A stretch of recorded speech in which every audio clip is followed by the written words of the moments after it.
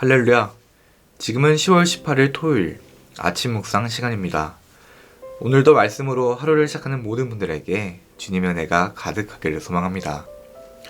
오늘 우리가 함께 나눌 하나님의 말씀은 역대하 28장 22에서 23절의 말씀입니다.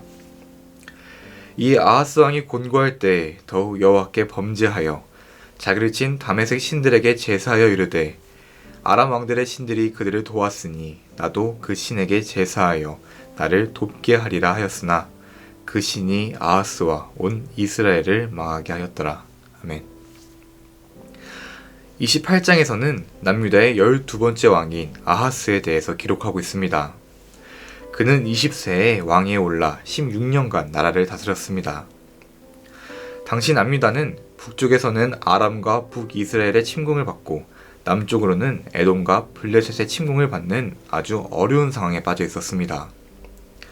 특히 18절을 보면 블레셋에게 쉐펠라 지역과 네게브 지역에 가지고 있던 많은 성읍들을 다 빼앗겼다고 기록되어 있습니다. 유다가 이렇게 어려운 상황에 처한 이유는 여호와께서 유다를 낮추셨기 때문입니다. 여기서 낮추다라는 말의 원어를 보면 새의 날개를 접다라는 의미의 어원을 가진 단어로 무릎을 꿇어 자만심을 꺾는 것을 의미합니다. 유다는 여호와 하나님의 특별한 보호하심에 결국 강한 나라가 됩니다. 그러나 그들은 이러한 하나님의 은혜를 깨닫지 못하고 스스로의 운명을 멸망에 내맡기고 말았습니다. 이에 하나님께서는 유다에 대한 징계의 도구로 아람과 북이스라엘, 에돔과 블레셋을 사용하신 것입니다. 그렇게 국가적인 환난을 맞이한 유다의 왕 아하스는 여호와를 의지하지 않고 당시 근동의 최강국이었던 아수르를 의지합니다. 아하스는 여호와의 성전과 왕국과 방백들의 집에서 어마어마한 재물을 취해 선물로 바치며 아수르의 왕 디글랏 빌레셀에게 원조를 청합니다. 20절입니다. 아수르 왕 디글랏 빌레셀이 그에게 이르렀으나 돕지 아니하고 도리어 그를 공격하였더라. 아하스의 원조 요청에 디글랏 빌레셀은 도움은 고사하고 도리어 공격했다고 합니다. 원문에서 공격하다로 번역된 추리의 문자적인 뜻은 둘러싸다입니다. 즉 남유다가 아수르에게 도움을 요청했더니 도움은 고사하고 도리어 포위하고 공격하여 더욱 곤경에 빠뜨렸다는 것입니다.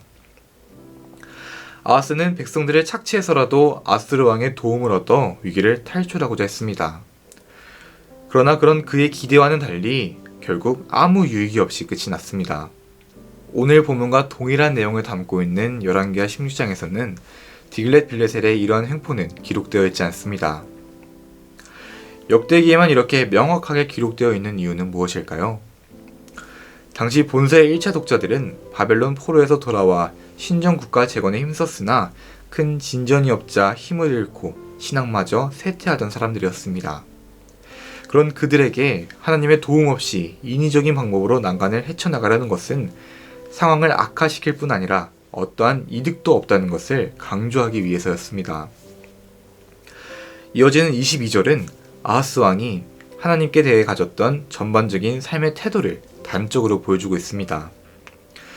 여기서 곤고하다라는 말은 기본적으로 매우 비좁고 꽉 조이는 상태를 나타내는 단어입니다. 감정적으로 답답하거나 극심한 괴로움을 나타낼 때도 사용되는 단어입니다.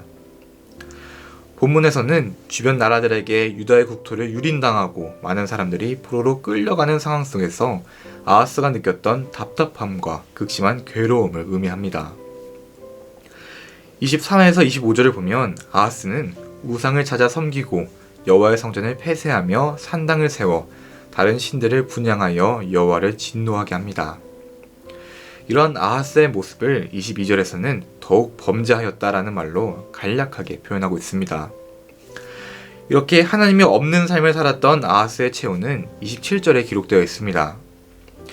아하스가 그의 조상들과 함께 누움에 이스라엘 왕들의 묘실에 들이지 아니하고 예루살렘 성에 장사하였더라.